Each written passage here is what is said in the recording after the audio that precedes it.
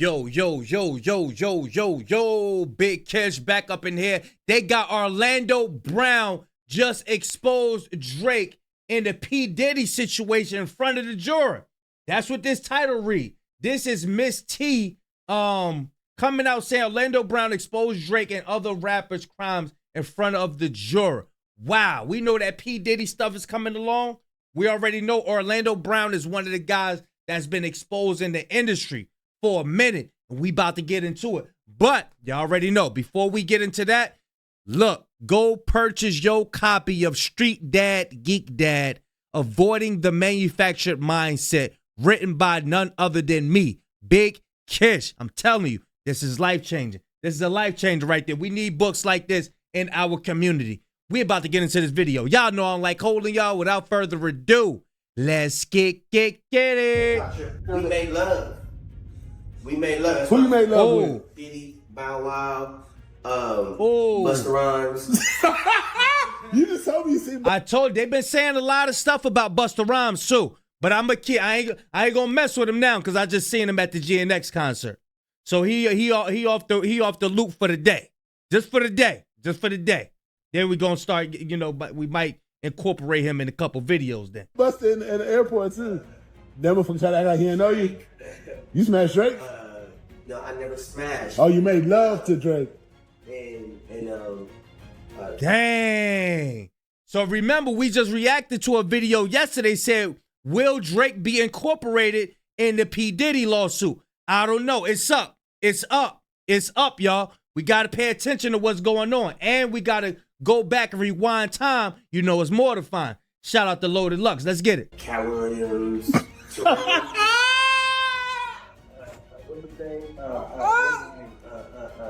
Bro, you smashing a lot of people. Out of my Diddy mode, I'm sorry, I started licking my lip. You know what I'm saying? Yo, Diddy, you gave me the oosh-gosh goosh-mash. There you go. go. You gave me the oosh-gosh muaf. There you go. The smoosh-mash. Diddy. Yeah, son. You know what I mean? And Orlando Brown, he gonna tell it all. He gonna tell it all. He gonna take him a nice hit of that blast, and he gonna let it all hang out. You know what I mean? You gave me the oosh-gosh muash. I love it, yo. I love it. You gave me the oosh-gosh muash.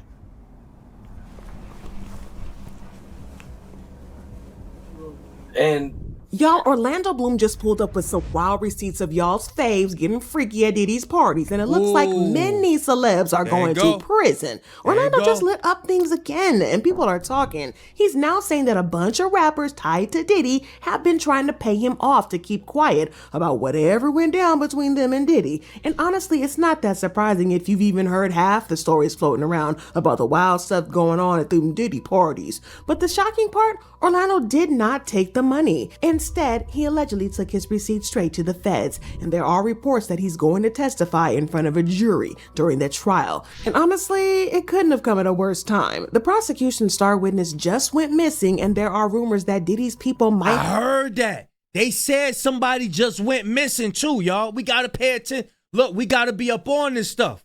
Check it out. This is wild. Have gotten to her, and things are about to descend into pure chaos.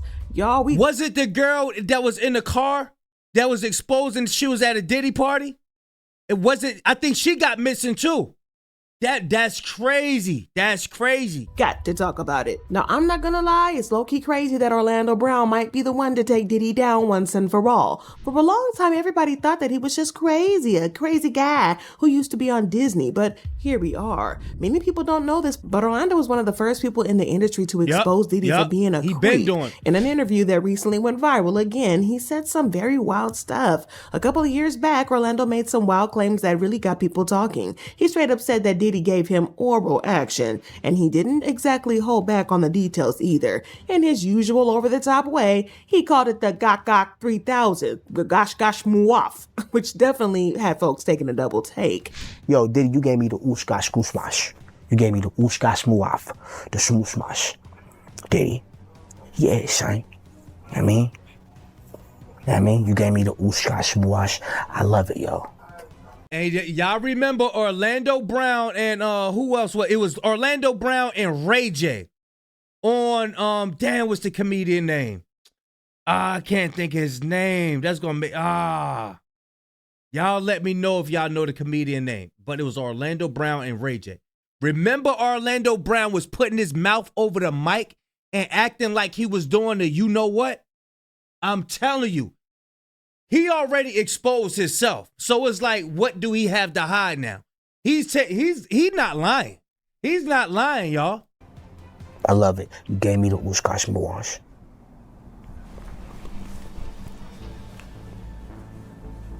And He also had something interesting to say about the industry and how it preys on young and vulnerable people like him. Now, at first, Orlando's claims might sound completely outlandish, but when you stack them against the growing list of accusations already aimed at Diddy, they start to sound slightly less far-fetched. Like, take Lil Rod, for example. He came forward with some pretty similar stories about Diddy, and let's just say the pattern is hard to ignore. There's definitely a theme here, and it's not doing Diddy any favors. This type of pattern is exactly what the federal prosecutors want to establish in their case, which is why Orlando's testimony is so important. Important enough that the feds are allegedly banking on it. Now, I don't know if that makes it a strong case, because folks don't necessarily really take Orlando serious, but Orlando didn't stop there. In another video that quickly went viral, he took things even further. He claimed to have had sexual encounters with several major names in hip-hop, including Drake, Diddy, and Busta Rhymes. Not Busta Bus. It's not tripping. We made love. We made love. Who you made love with? Diddy, Bow Wow, Busta Rhymes. You just told me you seen Busta in the airport too. Hey, check this out. Check this out. I just seen it was a podcast what Lil Bow Wow was on. They said, what do you think about Orlando Brown making these accusations about you? And he was like, man, I'll be laughing at Orlando Brown. Man, they try to dismiss Orlando Brown. Especially the cool rappers that was down with this stuff back in the day when they was young. They try to dismiss Orlando Brown and say that he crazy and stuff like that. But they know that he's not lying. He's telling the truth. That's why Lil Bow Wow was like, man, yo, that's my brother, man. He always be acting crazy and stuff like that. Nah. And then there was an interview where Nicki Minaj had interviewed Ray J. Ray J is slowly coming out.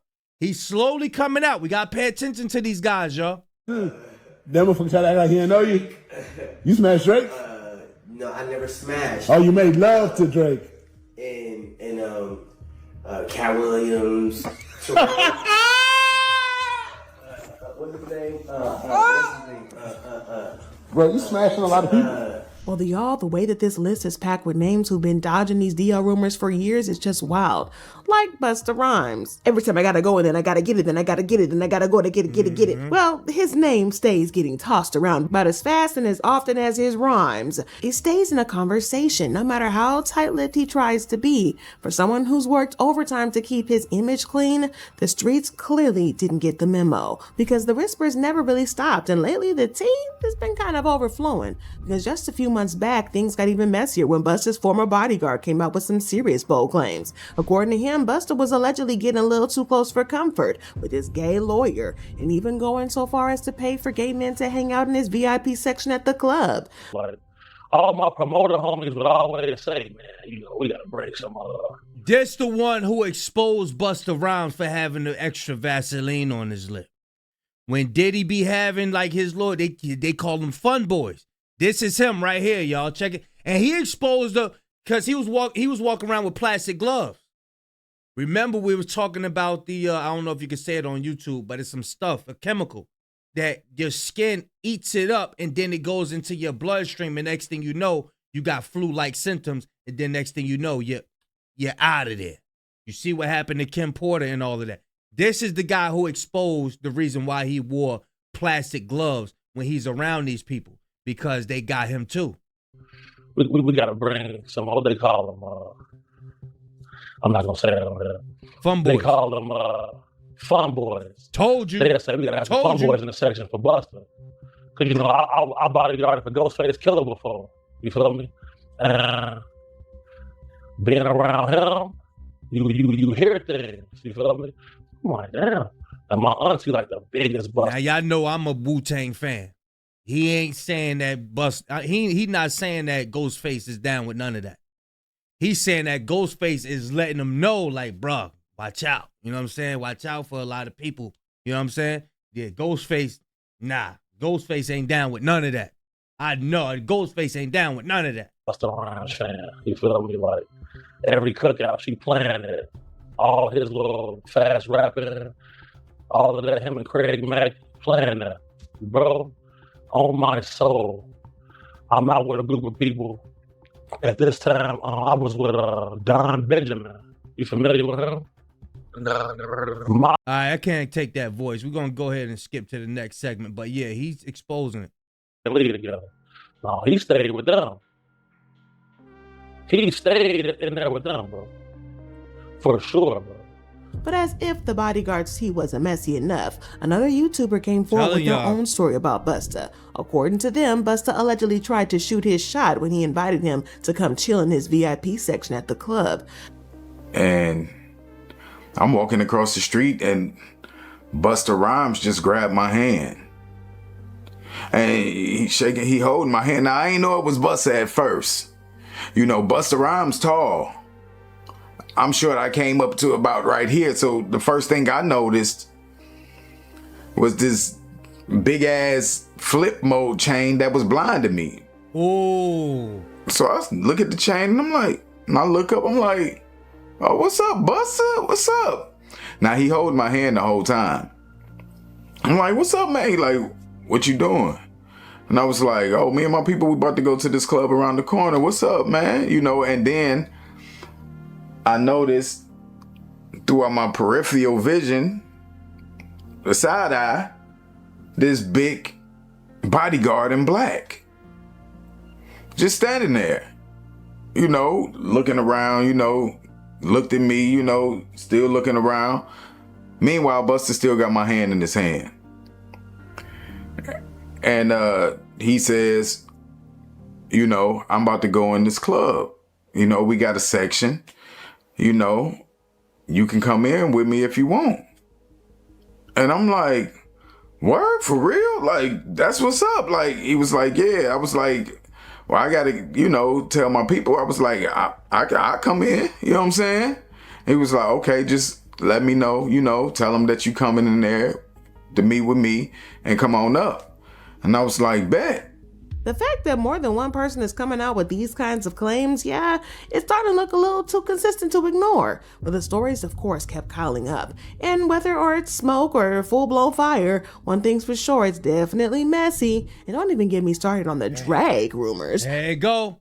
Here you go. Here you go. Remember in this video, when Drake was putting on his outfit, that suit, the dude was doing like this into his beard. Bro, ain't nobody about to be touching my beard, B. Birdie's bond, boy. No, ain't no man about to have his crusty, ball-smelling fingers in my beard, boy. He had his hands all in Drake, fluffing this shit. Ain't no man about to fluff my beard up, man. Come on, man. No man about to fluff my beard. I fluffed my own beard up. Drake had the dude fluffing his beard up. Check it out. Look at that, you know what I mean? People have been calling him zesty for years, but nothing solid has ever come out fully. But if something does come out, most folks won't even flinch. The rumors have been around for so long, it's almost like everybody's just waiting for another shoe to drop. And honestly, with some of the flirty behavior and little moments that have raised eyebrows over the years, it's no wonder people are paying close attention. And at this point, it's like folks are just sitting back waiting to see if something finally comes to light. Well, Orlando took things a step further, claiming that he was allegedly used by these people, causing him so much trauma that his mental health was affected. And that's clear to see, because it's not surprising. There's been a lot of concern about his mental health in the past. It all started back in 2007, right after That's So Raven rapped, and when Orlando got busted for possession in Houston, Texas. That was the beginning of his legal issues. Then in 2011, he got arrested again, this time for a DUI, making everything even more complicated. It was like Orlando just couldn't escape this cycle of bad decisions. He making it where as though everybody's going to call him this and this and that. You know what I'm saying? So this is why when he come out with this information, you got a crowd of people that's in tune, because we know what's up. We know what's up. He not lying, y'all. And it would benefit them, the people that he's talking about, to just write him off and, as you know, be dismissive and just call him crazy. You know what I'm saying? It benefits them. But for us that know, we know. and each run-in with the law only made things worse. Despite his attempts to turn things around, he couldn't stay out of trouble, and eventually, a judge sentenced him to 6 months behind bars. But even after doing that time, the drama didn't end. As time passed, it was clear that Orlando was still struggling with addiction. People had mixed emotions about him. Some felt sorry for him, thinking he was just another victim of the harsh Hollywood machine that thrust him into fame at such a young age. Others saw him as just another former child star who let all the fame and fortune lead him down a rough road. It became obvious that Orlando was struggling with some deep personal issues, and his family tried to step in and encourage him to go to rehab. At first, he seemed willing to give it a shot, showing some hope that he could turn things around and face his challenges head on. But unfortunately, this just didn't last long. Just a week into rehab, Orlando checked himself out. Since the treatment wasn't mandatory by the courts, there wasn't much anybody could do to help him make him stay. But as an adult, he had the right to make his own choices. Then sadly, he decided to leave before finishing the program. At the same time, Orlando's behavior became more unpredictable, showing that his struggles went beyond just addiction. Things really took a strange turn during his appearance on Dr. Phil, where he made some outlandish claims saying he was Michael Jackson's son. But that wasn't the end of it. Orlando started spinning a whole web of bizarre stories, and he said he was married with 4 kids, but he couldn't even remember their names. He also contradicted himself, claiming to see his kids regularly, then saying he barely saw them at all. It was clear his grip on reality was starting to slip more and more each day. I want my kids to be with me at Neverland. I just don't want to. And how old are your kids? I got a 2-year-old, 2-year-old, 5-year-old. I think he's 8 and 11. All right. Now, and what's the 2-year-old's name? 2-year-old, still in the belly. Still in the belly. We don't know yet. Okay. And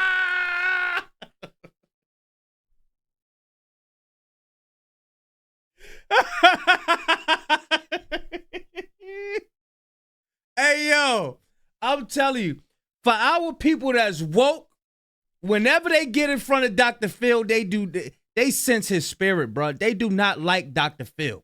Y'all go look at the DMX and Dr. Phil interview when DMX was up there. DMX made Dr. Phil look bad. I'm talking about bad. You know what I'm saying? Like, I could just tell like that, like, we don't even like you, bro. Oh, 2-year-old? Oh, it's still in the belly. Dr. Phil don't know he ran into, boy. what's the 5-year-old's name? That's Mason. And the 11-year-old? He looking like, bro, why you want to know my children's name? They ain't none of your business, bro. I don't want to tell you my children's name, bro. That's how Orlando Brown looking. Some people could write it off as he's high and all of that stuff, but I could sense how he feel like, bro, mind your business, my bro. My children ain't here. This ain't got nothing to do with my children, bro. You need to talk to me. You know what I'm saying? You got to talk to me, bro. Shyler. Okay. Can I show you something? Yeah. I asked you before if you had kids. You said, yes, I have 4. Mm-hmm. And I said, okay, what are their ages? You said 2, 5, 11, and 16. Mm-hmm. I said, what's the 2-year-old's name? You said Shyler. Okay. The 5-year-old is Mason. Right. The 11-year-old is John. Right. 16-year-old. That mean he'll want to be there. Look at him. He like, yeah, right. Yeah, right. I don't know. I got to find out. Right. I asked you this time.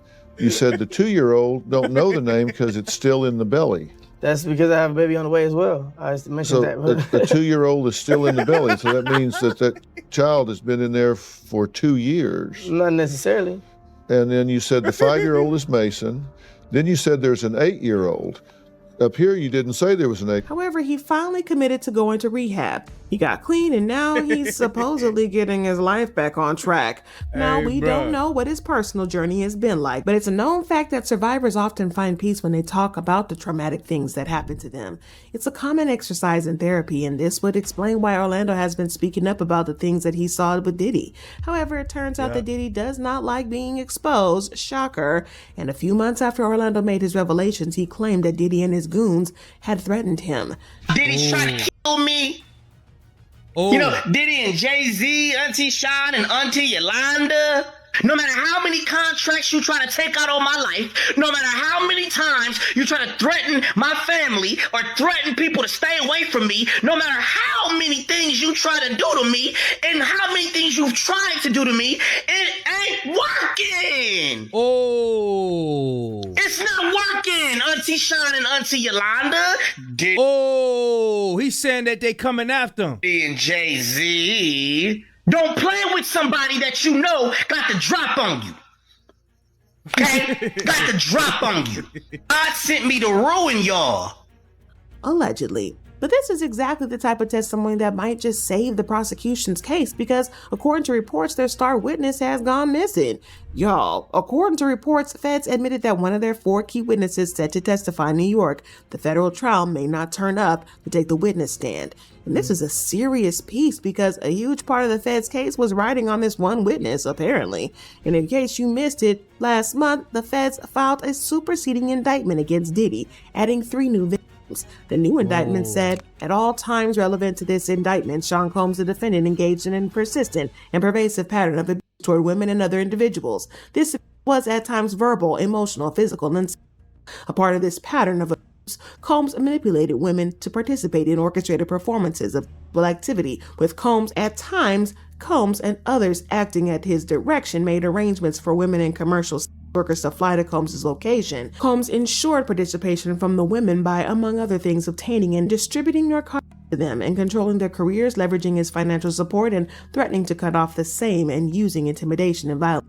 Then they also added new charges, writing, Combs and other members and associates of the Combs enterprise wielded the power and prestige of Combs' role at the Combs business to intimidate, threaten, and lure female into Combs' orbit, often under the pretense of a romantic relationship. Combs then used force, threats of force, and coercion to cause, including but not. Don't forget, we got Albie Shaw coming out too, y'all. There's a lot of people that's coming out. And then they said that Puffy and his team was getting happy because they had a little slight win or somebody was found that you know it wasn't true what they were saying. They was getting happy. They said, nah, you got to worry about these other people, too. You got Orlando Brown. You got Albie Shaw. All them people at them parties, you would be surprised who's going to come out to that trial and go against. Some people don't want Diddy out. Some people don't want Diddy out, man. I'm telling you. Some people is under certain contracts up under Diddy, too. Trust me.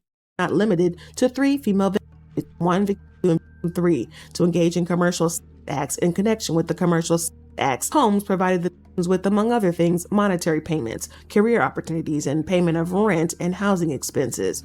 Y'all, it kept going. Some of the commercial acts involved male commercial workers and were referred to by Combs as, among other things, freak-offs. Freak-offs were elaborate and produced performances that Combs arranged, directed, during, and often electronically recorded. In arranging these freak-offs, Combs, with the assistance of other members and associates of the Combs enterprise, transported and caused to be transported commercial workers across state lines and internationally.